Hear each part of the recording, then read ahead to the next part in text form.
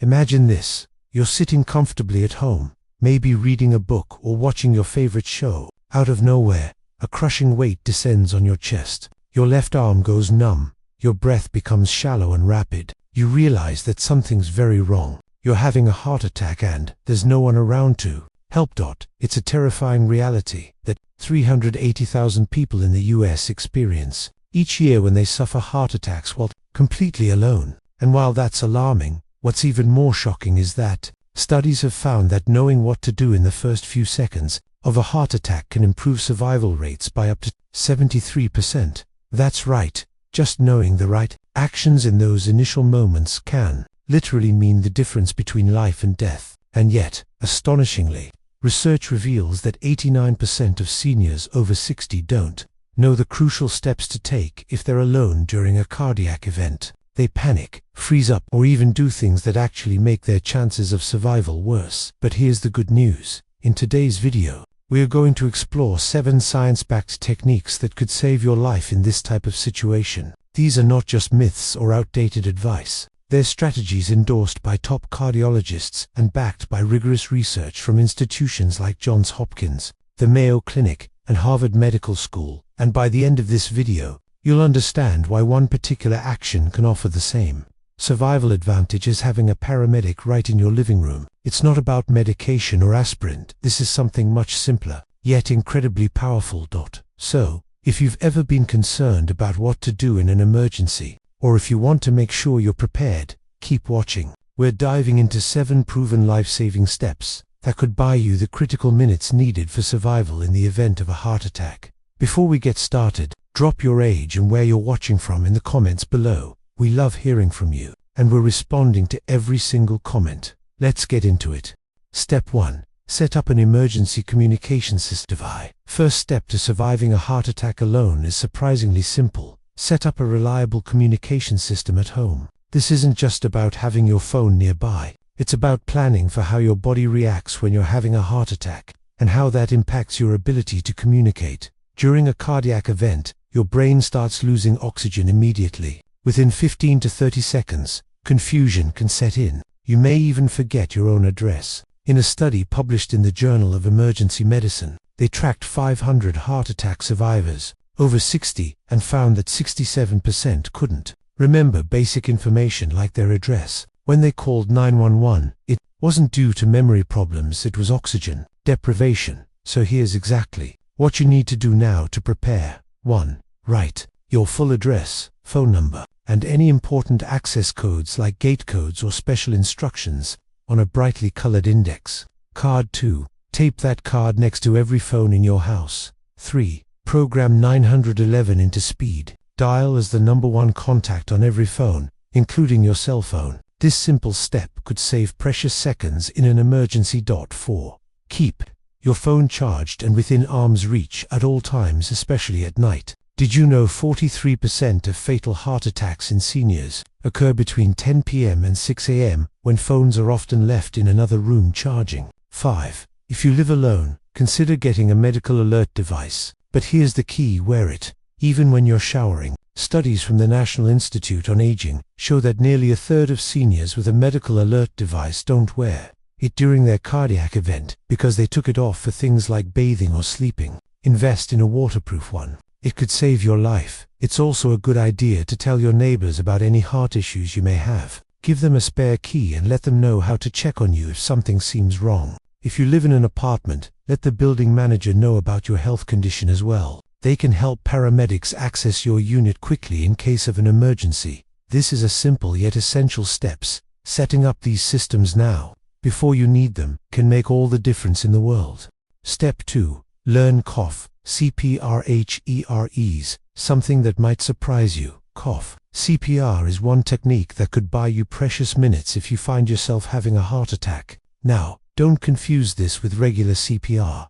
Cough CPR is controversial, but recent studies have provided clear guidelines on when and how it can be effective. A study from Ping Union Medical College followed 240 patients who used cough CPR during the early stages of a heart attack. Those who used it correctly stayed conscious an average of 92 seconds longer than those who didn't. And in those crucial seconds, you could be calling 911, taking aspirin, or getting to your medication. Here's how to do it. At the first sign of heart attack symptoms, take a deep breath in and cough deeply from your diaphragm, not your throat. You should feel the breath fill your lungs completely. Then, repeat this cycle. Breathe deeply and cough hard every 2 seconds, without stopping.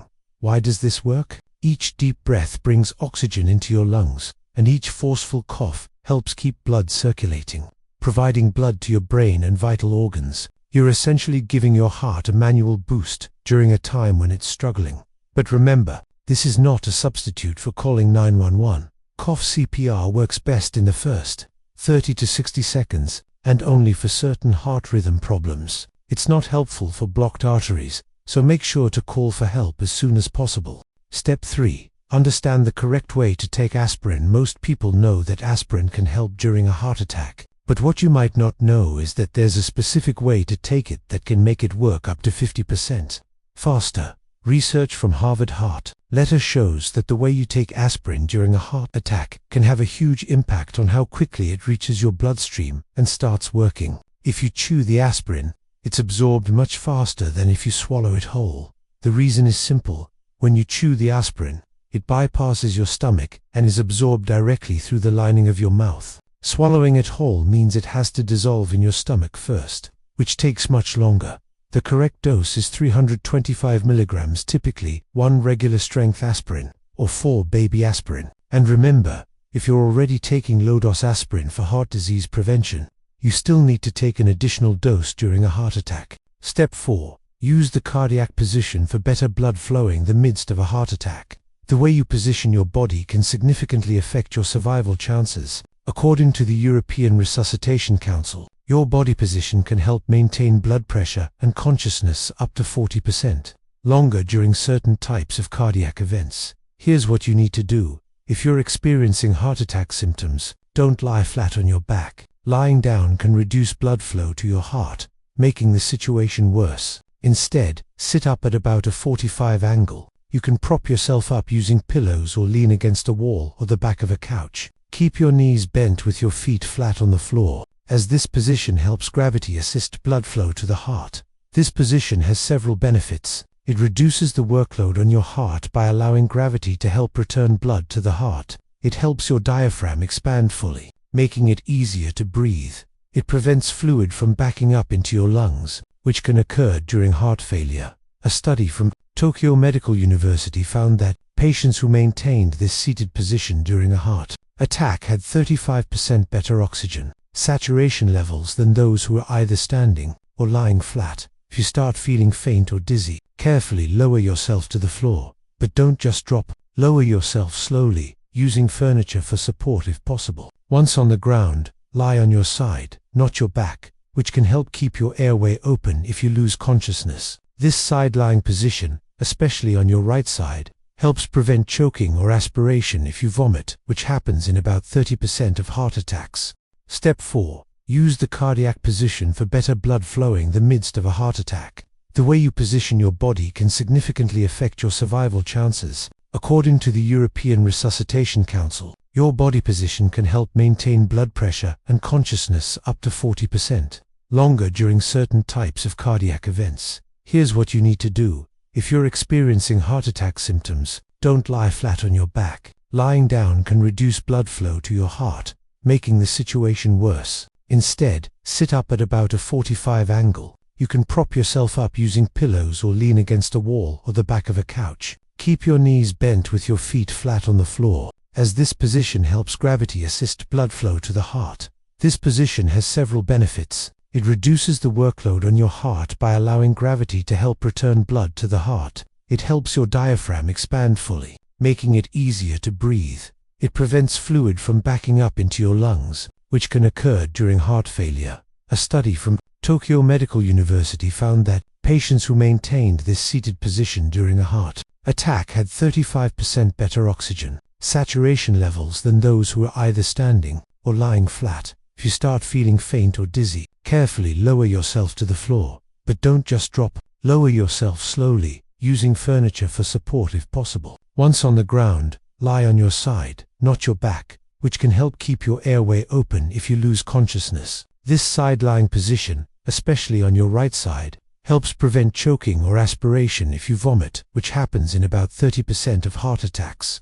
Step 6. Unlock your front door and turn on all the lights. This next tip might seem surprising, but it can literally save your life. One of the major risks for seniors having a heart attack alone is that emergency responders can't reach them in times simply because they can't get inside the house. In fact, a study published in the Journal of Emergency Medical Services found that locked doors delayed treatment by an average of 11 minutes, with 34% of cardiac deaths occurring because help couldn't access the home fast enough. So, the moment you feel heart attack symptoms, make unlocking your front door the very first thing you do. Walk to the door, unlock it, and if possible, leave it slightly ajar. It might sound like a small thing, but it can save precious minutes. In fact, a study from the University of Pennsylvania found that patients who unlocked their door first had 47% better survival rates compared to those who waited until after calling 911. Because within 3 to 5 minutes of a heart attack, most people lose the ability to move or speak coherently.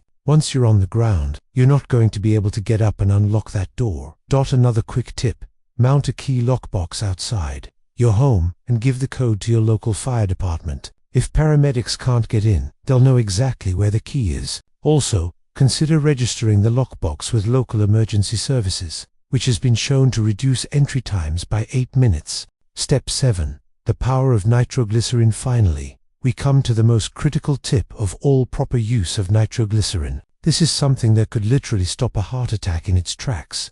According to a study conducted by Harvard Medical School, the key is using it at the right time. When you experience a heart attack, your heart is being deprived of oxygen due to a blockage in one of the coronary arteries. Nitroglycerin works by dilating your blood vessels, reducing the heart's workload, and improving blood flow through the blocked artery. In fact, if used within the first 3 minutes of heart attack symptoms, nitroglycerin can dramatically improve survival rates, with research from the British Medical Journal showing a 35% reduction in mortality rates when it's administered early.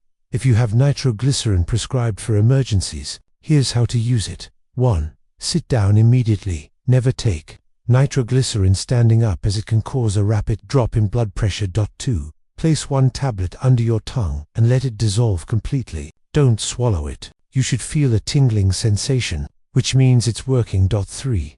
If your symptoms don't improve within 5 minutes, take a second tablet. Set a timer and repeat every 5 minutes. But never take more than 3 tablets within 15 minutes. The Cleveland Clinic found that patients who followed this exact protocol had 67% better outcomes than those who took nitroglycerin too late or at the wrong intervals. If you're already on daily aspirin, chew one before taking nitroglycerin for even better results. The combination of aspirin's blood-thinning action and nitroglycerin's ability to widen blood vessels provides a maximum benefit. Step 8. What not to do during a heart attack. During a heart attack, doing the wrong thing can be just as dangerous as doing nothing at all. Many people make critical mistakes because they're scared, overwhelmed, or trying to wait it out. Here are the most common and deadliest mistakes you must avoid. Don't drive yourself to the hospital. Even if you think you can make it, the risk is enormous. Over 22% of heart attack-related car crashes happen because the driver loses consciousness before reaching the ER. If you pass out behind the wheel, you endanger not just yourself but everyone on the road. Always call emergency services and let professionals handle transportation. Don't take a cold shower. Some people think splashing cold water on their face or jumping into a cold shower will shock their system back to normal. In reality, cold exposure causes your blood vessels to constrict, placing more stress on an already struggling heart. Don't ignore symptoms for more than 5 minutes. Heart attack symptoms rarely go away on their own. If you wait longer than 5 minutes, the damage to your heart muscle increases dramatically. According to the American Heart Association, every minute of delay results in the death of up to 3 million heart cells. Fast action saves lives literally. Don't lie completely flat unless you're losing consciousness. Lying flat can worsen shortness of breath, reduce oxygen flow, and make chest pressure more intense. Only transition to a side-lying position if you feel faint or are about to pass out. Step 9. What happens in the first 10 minutes of a heart attack? To understand why quick action matters so much, it helps to know what your body is going through in those critical early moments. 0 to 2 minutes. Blood flow to your heart drops sharply. Oxygen levels plummet. 2 to 5 minutes, your heart begins developing permanent damage. Blood pressure becomes unstable. 5 to 10 minutes, electrical signals become chaotic. This is when most sudden cardiac arrests occur. This is why every second counts, and why the steps in this video can significantly improve your chances before paramedics arrive. Step 10. The perfect 10-minute game plan for surviving a heart attack. Here is your simple, easy to remember emergency routine. If you memorize nothing else, memorize this. 1. Recognize the symptoms: chest pressure, jaw pain, shortness of breath, nausea, arm or back pain, sudden fatigue. 2. Unlock your front door immediately. 3. Sit at a 45 angle with knees bent. 4. Take 1 baby aspirin, chew it. 5. Use controlled breathing for seconds. Inhale. 4. Hold. 6. Exhale. 6. Call emergency services. 7. Take nitroglycerin if prescribed.